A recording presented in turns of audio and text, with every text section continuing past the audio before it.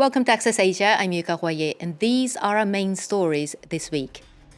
6 months after the now deposed former president Yoon Suk-yeol plunged the country into turmoil by declaring martial law, South Korea heads to the polls to choose a new leader. So what's at stake in the election?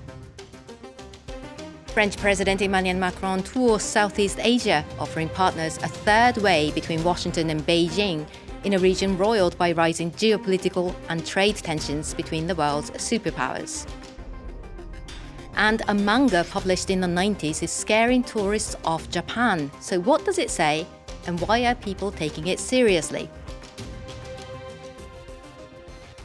South Korea will elect a new president on June the 3rd, after months of power vacuum and an unprecedented political crisis. Early voting began on Thursday, with people turning out in record numbers to cast their ballots on the first day. All of the candidates also voted early.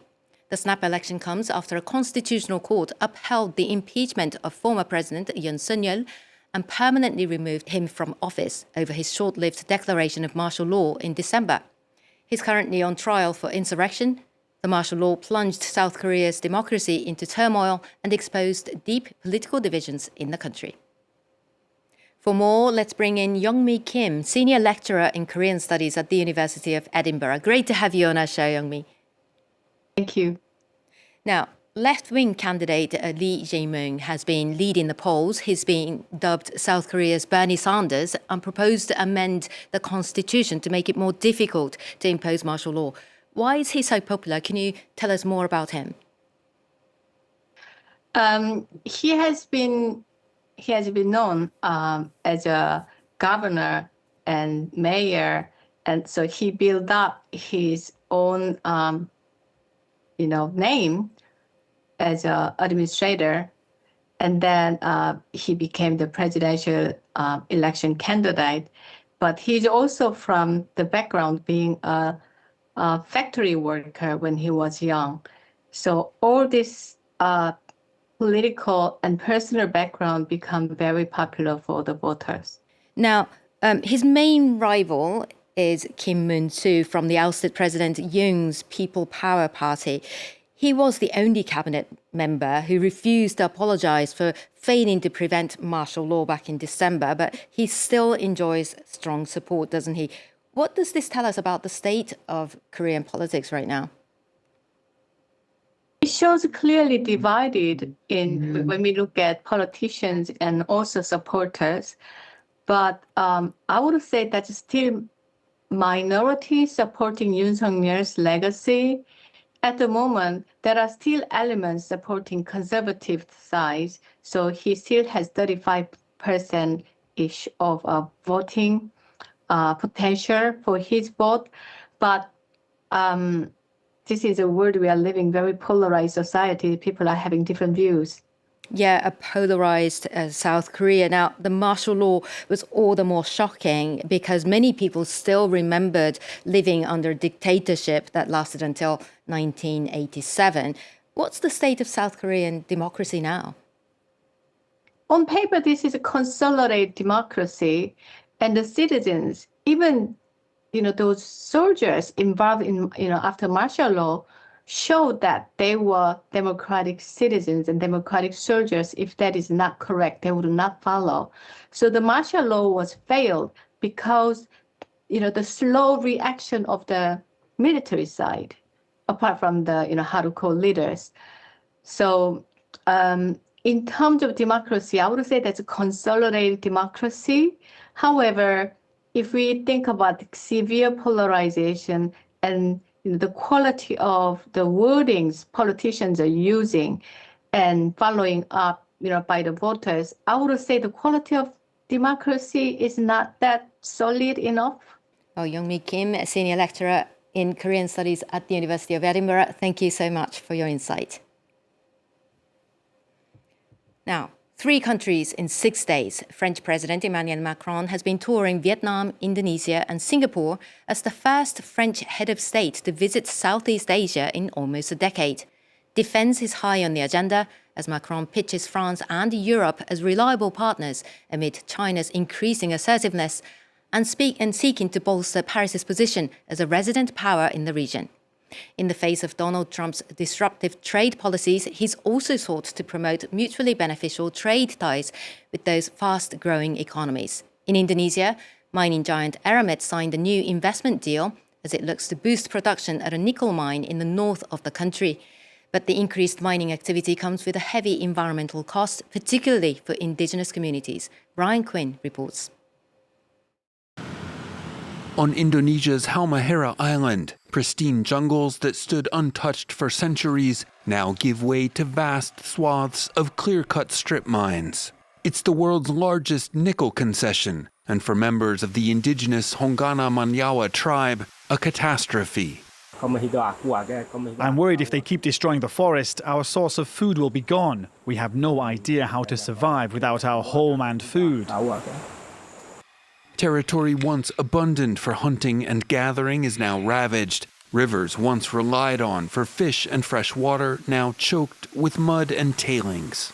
It used to be safe to drink from this river. There was no pollution like this. The water was very clean. But now, just see for yourself how bad it is. This is the price of the clean energy transition. Electric vehicles require powerful batteries, which require nickel. Indonesia is the world's top producer, with the largest known reserves. Halmahera is home to Weda Bay Industrial Park, where nickel mined on the island is processed. In 2020, Indonesia banned the export of nickel ore, processing onshore instead to preserve its share of the value chain. Since then, the workforce here has more than doubled to roughly 30,000 people, bringing not just deforestation, but also new diseases, poaching, and conflict. Indigenous land rights are enshrined in Indonesia's constitution, and a 2013 court ruling should have given local tribes more control over their traditional territories. But with mining now making up nearly 9% of the country's GDP, NGOs say such laws are poorly enforced. Turning the area into a mining concession to boost the economy has not solved problems, but rather added new ones. If the government keeps using economic arguments to justify marginalizing the Honggana Manyawa community, that's a violation of human rights. Honggana Manyawa means people of the forest, but with no official titles to the land. Many fear that the concession, which its owners hope to expand, will leave the tribe with no forest in which to live. Tourists from Hong Kong and China have been cancelling their trips to Japan en masse lately. And at the heart of the phenomenon that's starting to have a real impact on the tourism industry is a manga published a quarter of a century ago. France 24's Jennifer Ben-Brahim has been looking at this. Jenny, what is this all about? Well, this is all to do with a manga that was published in 1999 called The Future I Saw. And now this predicted that a natural disaster will take place this summer. Now, this summer. And it has really, of course, as you can imagine, spawned a lot of attention online and has spawned more than 1,400 videos on YouTube perpetuating this so-called prediction. And it's been viewed in total more than 1 million times. Now, on top of that, the famous Feng Shui master Qi Xianyu's Year of a Snake prediction warned that 2025 would be marked by natural disasters, aviation accidents, and specifically to avoid the northeast, which for those in Hong Kong is Japan.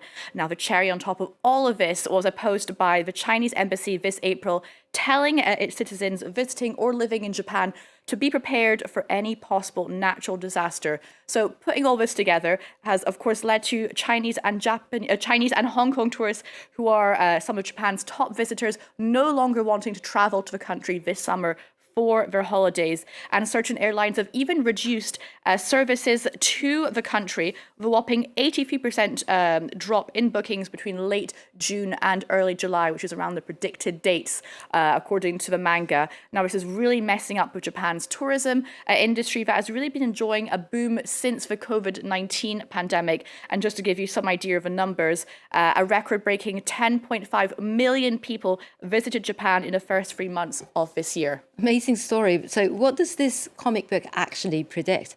So this first edition from the 90s by Ryo Tatsuki was a sort of diary of these prophetic visions that she was having whilst asleep, and she was predicting disasters, other world events. Now, on the original cover, she refers to a great disaster occurring in March 2011, and that was actually the date that Japan experienced a deadly earthquake and tsunami. And if you remember, more than the dream prediction coming true. It came true. Now, more than 18,000 people were killed in northeast Japan back in 2011, and it triggered a meltdown at the Fukushima nuclear plant. Now, despite retiring as a mangaka, she was actually forced to break her 2-decade silence, and that's after an imposter gave media interviews spreading these falsehoods in her name. So she published a new version in 2021 containing additional material, which is where she predicted this disaster set to take place on the 5th of July this very year. Now, and she even said that it would be a seismic event with waves 3 times taller than the 2011 tsunami, which is terrifying to think about. An additional page also shows the location of 2 dragon-like shadows under the sea moving towards an epicenter. Now, the republished version has sold a record 1 million copies, so no wonder we're seeing really this proliferation of these doomsday prophecies online.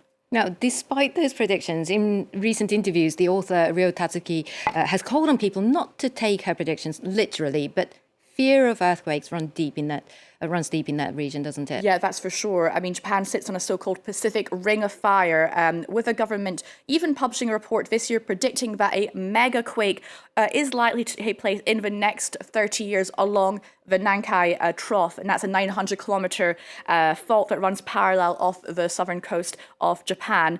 And we'll take a little look at an official government video that is actually a simulation of the potential consequences of such a quake. Take a look.